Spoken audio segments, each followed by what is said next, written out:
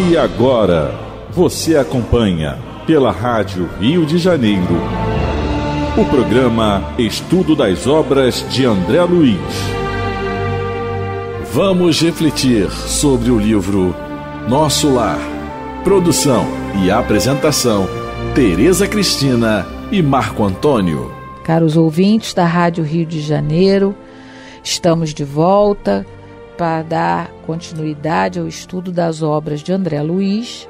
Estamos estudando o livro Nosso Lar, que foi psicografado por Francisco Cândido Xavier pelo espírito de André Luiz. Amigos ouvintes da emissora da Fraternidade, novamente aqui, a fim de darmos continuidade ao nosso estudo da obra Nosso Lar. Nós estamos no capítulo 31, intitulado Vampiro, e no programa passado nós comentamos sobre a chegada às cercanias da colônia, né, de um espírito, mulher, com semblante, como André Luiz relata, coberta de andrajos e rosto horrendo e pernas em chaga viva. E aí o Justino, ele diz que não foi atendida porque não pode fazer, porque a pobrezinha está rodeada de pontos negros, a orientação que ele teve, para quando tiver isso, ele não atender. E aí a Narcisa fala, ela fica indagando por que me diz, e fica assustada. E aí o André Luiz comenta sobre o detalhe do semblante que ela mostra, né? E a fala dela é uma mendiga, ele diz que é uma mendiga, e fala que ela brada, dai-me abrigo à alma cansada. E pergunta, onde está o paraíso dos eleitos? Onde estaria o paraíso dos eleitos, já que ela não pode usufruir da paz desejada, né? Ela já começa com uma certa arrogância, que a gente comentou isso, pedindo ajuda. E aí é aí que nós paramos, né, Tereza? Continuamos aí, né? Aí, daí por diante a gente vai continuar agora o diálogo, né? Uhum. Estamos no qual parágrafo? Parágrafo 18. Não 18. Está vendo os pontos negros. Isso. Aí a Narcisa fala com o André Luiz. Não está vendo os pontos negros? O André Luiz diz que não. Não, respondi. Aí ela diz, sua visão espiritual ainda não está suficientemente educada. Então ela explica ao André Luiz por que ele não está tendo a visão real dela. E talvez nem ela esteja tendo tão real, como a gente vai ver mais adiante. Mas sobre essa questão da visão espiritual, que não está suficientemente educada, nós vamos nos recorrer ao Livro dos Espíritos, na pergunta de número 238, do capítulo da Vida Espírita, em que Allan Kardec pergunta assim, pergunta 238, são ilimitadas as percepções e os conhecimentos dos espíritos? Numa palavra, eles sabem tudo? A resposta dos espíritos Allan Kardec, quanto mais se aproximam da perfeição, tanto mais sabem. Se são espíritos superiores, sabem muito. Os espíritos inferiores são mais ou menos ignorantes acerca de tudo. Então, o que Kardec está respondendo? O que o espírito está respondendo a Kardec? Que o espírito vai saber cada vez mais à medida que ele vai progredindo na questão do progresso real, que é o progresso moral, dessa questão das percepções, que é natural, porque aí ele vai poder socorrer melhor do que os outros. E na pergunta 250, também do Livro dos Espíritos, pergunta assim, Kardec pergunta assim, constituindo elas atributos próprios do espírito, ser-lhe-á possível subtrair-se às percepções? Quer dizer, a percepção é um atributo do espírito. Como é que é essa questão de subtrair as percepções do espírito? E os espíritos respondem, o espírito unicamente vê e ouve o que quer. Dizemos isto do ponto de vista geral. Em particular, com referência aos espíritos elevados, porquanto os imperfeitos muitas vezes ouvem e veem, a seu mau grado, o que lhes possa ser útil ao aperfeiçoamento. Então, juntando uma resposta com a outra, a gente vê que a limitação do espírito ver ou não é de acordo com o que ele vai tirar do aproveitamento do que ele está vendo. Por isso que ela está dizendo para o André Luiz que a sua visão espiritual ainda não está suficientemente educada, mas ela vai aumentar com o passar do tempo, né? A educação na medida. Assim como fazendo uma analogia, Tereza, com esse tema aqui da visão, que ela está dizendo, com o conhecimento de vidas pregressas. Na medida que vamos estudando, evoluindo o nosso entendimento, a gente vai poder ter acesso a vidas pregressas que nós tivemos. Por quê? Porque aí nós vamos ter equilíbrio para tratar com isso. Assim como há tempo vamos ter equilíbrio para tratar com aquilo que nós não estamos vendo ainda, que vamos ver. Que é a questão aqui do André Luiz. Na Gênese, capítulo 14, Kardec também vai falar um pouco sobre a visão espiritual. No item 22, vista espiritual ou psíquica. Kardec vai analisar aqui uma das características do perispírito, que é a questão de visão, a visão que ele tem. E ele vai colocar que a visão, no caso,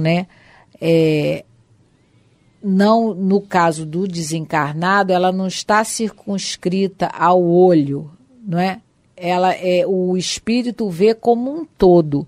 E aí ele coloca no item 25 assim: a vista espiritual, de quem já desencarnou, não é idêntica, quer em extensão, quer em penetração para todos os espíritos. Somente os espíritos puros a possuem em todo o seu poder. Nos inferiores, ela se acha enfraquecida pela relativa grosseria do perispírito que se lhe interpõe qual nevoeiro. Então, por isso que os primeiros vigilantes lá, porque são inferiores à Narcisa e ao Justino, eles não conseguiram ver os pontos negros e nem o André Luiz, que é recém-chegado, do umbral, recém-chegado à colônia. Ele agora é que ele está desenvolvendo a sua vista espiritual. E nesse capítulo, Kardec vai analisar que quando a gente encarna, aqueles que vêm preparados do mundo espiritual têm a chamada segunda vista, tanto no sonambulismo natural, quanto no sonambulismo magnético, quanto no estado de vigília. Porque, na realidade, o espírito vê por todo o seu perispírito. É que a gente, pela questão de estarmos encarnados, e quem está em nosso lar tem as mesmas características dos encarnados, por conta dos hábitos, são espíritos inferiores ainda como os encarnados na Terra, eles também acham que tem que ver só com os olhos, mas Kardec coloca que não. O espírito, ele tem uma visão total. Apenas pela nossa inferioridade a gente localiza a visão no olho, a nossa visão no olho. E o que ele colocou é que só o espírito puro consegue ver tudo. Os outros vão ver em graus diferentes. Aí o que vai acontecer? A Narcisa, a gente vai ver daqui a pouco, que ela viu o ponto negro, mas tem espírito mais adestrado que ela, mais evoluído em conhecimento, no caso da vigilância, Nós estamos falando aqui em evolução moral, porque a gente já viu que a Narcisa é um espírito muito esforçado, já algo evoluído, mas nós estamos falando em evolução intelectual, de conhecimento, de técnica de trabalho. Ele vai conseguir ver algo a mais do que isso. Então, aí, continuando. Imagina a visão de Jesus de cada um de nós. Meu Deus do céu. Parágrafo 21. 21. E depois de ligeira pausa, continuou. Se tivesse em minhas mãos, abriria imediatamente a nossa porta. Mas, quando se trata de criaturas nessas condições, nada posso resolver por mim mesma, preciso recorrer ao vigilante-chefe em serviço. Então a gente vai vendo que existe uma hierarquia aqui e obediência. Onde tem uma hierarquia funcionando harmoniosamente, existe uma obediência também por trás disso, que é o que tem que ter, que é o futuro da nossa sociedade enquanto planeta Terra. Deus quiser, e Ele quer. Então existe uma hierarquia, porque ela fala assim, não, o Justino, os guardas lá da primeira linha não resolveram, o Justino não resolveu, já veio na mão dela, não resolveu, ela vai recorrer ao outro, vigilante-chefe. Na pergunta de número 274 do Livro dos Espíritos, que Kardec trata das relações no além-túmulo, ele pergunta assim aos espíritos: da existência de diferentes ordens de espíritos, resulta para estes alguma hierarquia de poderes? Há entre eles subordinação e autoridade? Os espíritos respondem: muito grande. Os espíritos têm uns sobre os outros autoridade correspondente ao grau de superioridade que hajam alcançado. A autoridade que eles exercem por um ascendente moral irresistível. Aí a letra A dessa pergunta. Kardec faz assim: podem os espíritos inferiores subtrair-se à autoridade dos que lhes são superiores? A resposta, eu disse irresistível, então não pode subtrair. O espírito superior, então há uma superioridade, há uma hierarquia, né? Na questão aqui, hierarquia moral. E aí ela vai recorrer ao vigilante-chefe em serviço. Quer comentar alguma coisa? Se ela tivesse agido por impulso aqui, se ela não obedecesse essa hierarquia que existe para o bom funcionamento da colônia Nosso Lar, ela iria cometer um erro grave, muito grave, porque a gente vai ver aqui no decorrer do capítulo que a condição dessa mulher é uma condição muito perigosa para a colônia.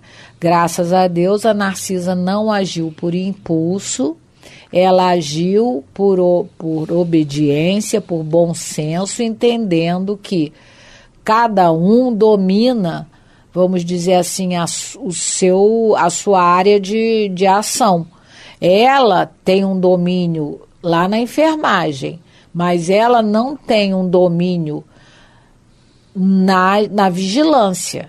E se tem um departamento de vigilância, porque ela vai chamar o vigilante-chefe, não é? É porque existe um departamento de vigilância em Nosso Lar, o setor de segurança de Nosso Lar. Então, ela resolveu, são 6 anos que ela já trabalha, e aí a gente vê que realmente a teoria é importante, mas a prática é fundamental, porque são 6 anos 6 anos e meio que ela já trabalha nas câmaras. Que foi o que a veneranda, a veneranda pediu a ela, porque talvez ela tivesse esse hábito de ser impulsiva, porque ela coloca aqui, olha, se tivesse na minha mão eu já tinha aberto, mas, ela coloca, mas quando se trata de criatura nessa condição, quer dizer, eu estou com pena, mas eu sei que aqui tem regras na vigilância, e essa criatura eu tenho que chamar alguém que entenda. Porque a gente já comentou em outros programas que não é vergonha a gente dizer que não sabe uma coisa ou que não entende de uma coisa. Porque, como a gente leu lá na Gênese, no capítulo 14, só o item 25, só os espíritos puros sabem tudo e conseguem ver tudo na íntegra. Nós, simples mortais, não temos ainda condição nem de ver tudo, nem de entender tudo, nem de saber tudo, nem de conhecer tudo. Muito pelo contrário. A gente entende muito do que a gente, quer dizer, entende muito. A gente entende alguma coisa do que a gente está habituado a fazer. Então, graças a Deus, ela não resolveu agir por impulso. Ela pensou. A vontade era essa, de abrir a porta, mas ela resolveu recorrer quem entende mais de vigilância, e se ela está nessa situação, como muitos aqui, da obediência no aprendizado, ela pode ser que ela vá reencarnar numa situação igual. para poder ver se ela passou na prova do aprendizado que ela está tendo aqui. Uma coisa é o aprendizado lá na coluna espiritual, outra coisa é aqui, encarnado. Por isso que a necessidade da encarnação. Então, essa questão da hierarquia existe mesmo, né? É fundamental. Parágrafo 23. Parágrafo 23. Assim dizendo, aproximou-se da infeliz e informou em tom fraterno. Olha, mais um detalhe para a gente ver. Infeliz, a mulher lá, a pobre coitada, ela está lá pedindo, mas com uma certa arrogância, onde é que está o paraíso dos eleitos, para que eu possa usufruir? Onde é que está? Quero entrar. Então, mas ela, como é que ela se dirige a ela? Em tom fraterno, não é? Então, esse tom fraterno. Então, ela já é mais um treinamento. Ela se aproximou e foi falar em tom fraterno. Só que ela está no plano espiritual, no aprendizado. Mais uma vez, lembrando, ela vai encarnar numa situação que ela vai ter que agir assim também.